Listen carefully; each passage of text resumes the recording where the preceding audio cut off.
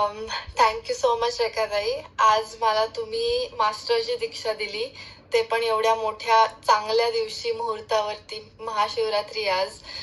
मला एकंदरीत आतापर्यंतचा एक्सपिरियन्स रेकीचा खूपच छान आलाय. इन जनरल मी आधी जशी होते, मी खूप कमी वयाची आहे कम्पॅरेटिव्हली, पण तरी सुद्धा मला असं वाटतं की जेवढ्या कमी वयात आपण चालू करतो, it's always better to be late. So मी लवकर चालू केलं आणि मला आतापर्यंत खूप छान एक्सपिरियन्सेस आलेत रेकीचे. आज माझी मास्टरची दीक्षा झाली, तर आजही मला खूप छान वाटतंय. एक असं दीक्षा घेतल्यानंतर एक जबाबदारीचं फिलिंग येतंय की आपण खूप काहीतरी मोठं अचीव्ह केलं लाईफमध्ये. कारण आत्ताच्या काळानुसार mental peace is the most important thing to have in life. आणि त्या दृष्टीने जर आपण प्रयत्न करत असू तर नक्कीच आपण काहीतरी मोठं अचीव्ह केल्याची फिलिंग येते. सो आजच्या दीक्षा घेताना मला त्यांनी गौतम बुद्धांबद्दल सांगत होत्या. त्यामुळे मला एक पीसफुल आणि खूप वेगळा अनुभव होता आजचा नेहमीपेक्षा. कारण युजली आपण दत्तगुरूंना बोलवतो किंवा आपल्या हनुमानजींना बोलवतो किंवा कृष्णांना बोलवतो. सो आपल्या देवांना बोलवतो. बुद्धांबद्दल एवढं पटकन आपल्या डोक्यात कधी येत नाही. सो आज मला दीक्षा घेताना बुद्धांबद्दल एक वेगळा आदर आणि वेगळी एक जवळचा देव असल्याची फिलिंग आली. ऑनेस्टली आपला देव असल्याची फिलिंग आली. आणि त्याच सोबत मला शिव तांडव करताना दिसत होते, पण तो तांडव नव्हता, ते खूप ग्रेसफुली आणि आनंदात नाचत होते असं मला दिसलं ऍक्च्युली फ्रॉम नोवेअर. म्हणजे हे आपण कधी इमॅजिन पण नाही करू शकत. तांडव म्हणजे की तो अग्रेसिव्ह डान्स, पण आज ऍक्च्युली मला वेगळं इमॅजिन झालं. आय डोंट नो वाय, पण ते खूप छान वाटलं. सो येस, डेफिनेटली खूपच वेगळा अनुभव होता आजच्या दीक्षामध्ये. Definitely. Congratulations to you Rutuja. तू आज झालेली 30th reiki master, 38th reiki master of peace reiki family. आणि मलाच खूप छान वाटतंय की आज तुला मी दीक्षा दिली आजच्या ह्या पवित्र दिवशी, महाशिवरात्रीच्या दिवशी. आणि मला माहिती आहे की तू USA मध्ये असतेस आणि बरंच म्हणजे तुला जवळपास ह्या फॅमिलीशी तू कनेक्ट झाली ती 7-8 महिन्यापासून रेकी फॅमिली. आणि तुझा हा आतापर्यंतचा प्रवास खूप छान आहे. जसं तू मला सांगितलं की मागच्या महिन्यामध्ये रेकी लेवल 3 झाल्यानंतर काही दिवसांनीच तुला इंटरव्ह्यू कॉल्स आले. आणि दॅट टाइम यू सेड की ताई मला रेकी पाहिजे, तू मला पाठवशील का? तर त्यावेळेस तुला रेकी आपण पाठवली होती. आणि तुझा तो इंटरव्ह्यूचा एक्सपिरियन्स थोडा तू सांगू शकशील का? Yes, definitely. सो ऍक्च्युली एका मोठ्या कंपनीमध्ये इथे माझा इंटरव्ह्यू झालेला आधी, आणि त्या इंटरव्ह्यू मध्ये 2 वे कम्युनिकेशन झालेलं. सो त्यांनी मला तसं स्पष्ट सांगितलं की बाकीचे जे कॅन्डिडेट्स आहेत त्यांचा एक्सपिरियन्स वेगळा आहे. त्यांनी त्या कंपनीच्या कॉम्पिटिटर बरोबर काम केलंय बाकीच्या कॅन्डिडेटनी एका. So we are most likely to hire that candidate, असं त्यांनी मला काइंड ऑफ स्पष्ट सांगितलेलं. सो मी तशी अपेक्षा सोडून दिलेली की पुढे माझे जाईल तो इंटरव्ह्यू, पुढे माझं काही होईल त्या कंपनीमध्ये. सो मी ऍज युजल माझ्या बाकीचे ऍप्लिकेशन देत होते. आणि फ्रॉम नोवेअर एक दिवशी मला त्याच कंपनीमध्ये मी पुढच्या इंटरव्ह्यू साठी सिलेक्ट झालेले. कारण मी ऑलरेडी अपेक्षा सोडून दिली. त्यांनी मला काइंड ऑफ इनडिरेक्टली सांगितलेलं की मे बी दुसऱ्या पोझिशन साठी आपण तुला बघू, पण आता तर ह्याच्यासाठी तू नाहीये सिलेक्ट झालेली असं. सो तरी सुद्धा मी विश्वास ठेवला की ठीक आहे, जे काय आपल्या बरोबर होणार आहे ते चांगल्यासाठीच होणार आहे.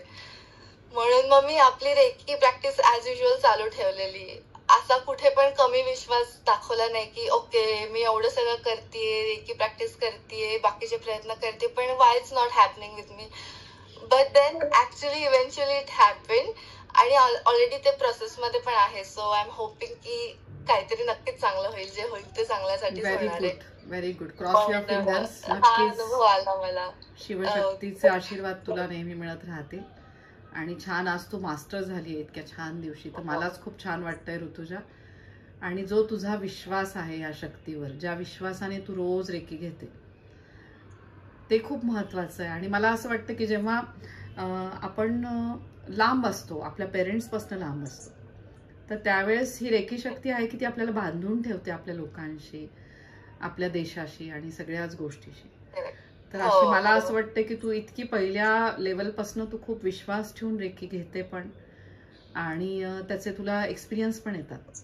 जसं तू तुझं शेअरिंग केलं की एंजल्सचे पण तुला एक्सपिरियन्स येतात आलेत.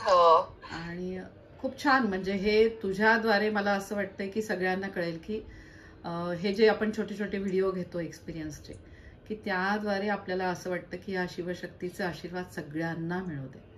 आणि जसं तू परदेशात आहेस तर तुला असं वाटतं की जे फिलिंग असतं ते आपल्या लोकांशी कनेक्ट होण्याचं, तर मला असं वाटतं की ते रेकी शक्तीने तुझं फुलफिल होतं कुठेतरी.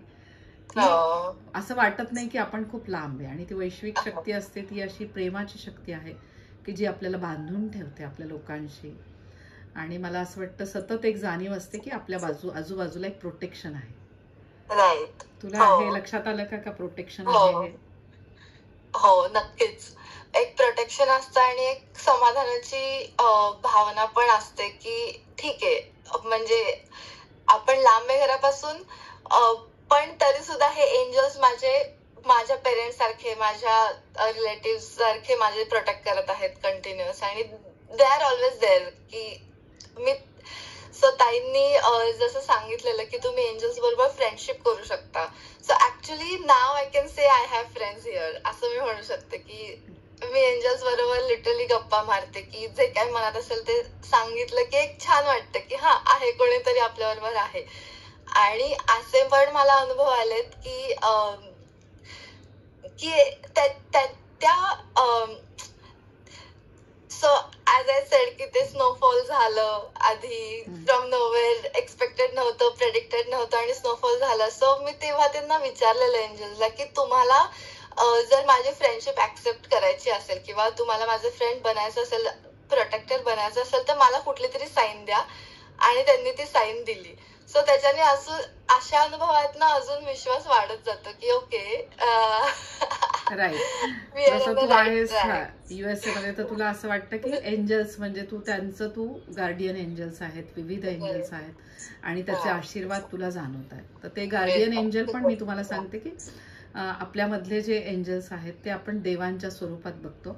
जसं दत्तगुरु माऊली किंवा श्री हनुमानजी, तर त्यांची पण अनुभूती तुला यायला लागलेली आणि त्यांचं पण तू मनापासून साधना करतेय.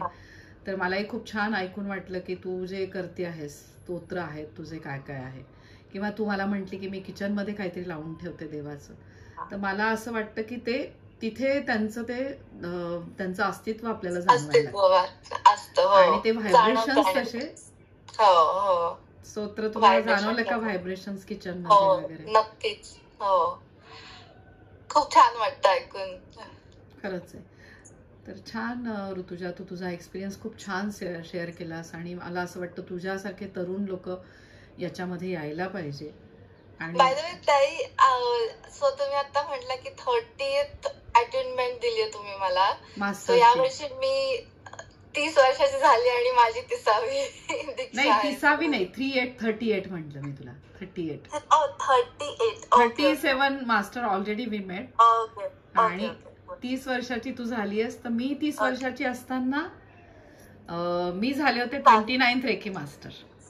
हा, म्हणजे हा योगायोग म्हणायचा काहीतरी ऋतुजा, की तुझा 38 आलाय नंबर. आणि अगेन टोटल इज माझी 11 होती आणि तुझी पण आज 11 आली आहे total. If you count it 8, 9, 10, 11. So very good, congratulations. आणि छान तुला, you always blessed with this universal force. म्हणजे छान तुला असे आशीर्वाद मिळत राहू दे आणि अशीच विश्वासाने तू त्याची साधना करत राहा. आणि may you achieve your goals. तुला जे जॉब बद्दल वाटतंय आणि तुझ्या लाईफ मधले जे गोल्स आहेत ते तुला मिळत राहो असं मला वाटतंय. तर छान, शिवशक्तीचे खूप आभार आणि तुला पण thank you so much. Okay, thank you. Yes, have a great and blessed day to you. Yes, thank you.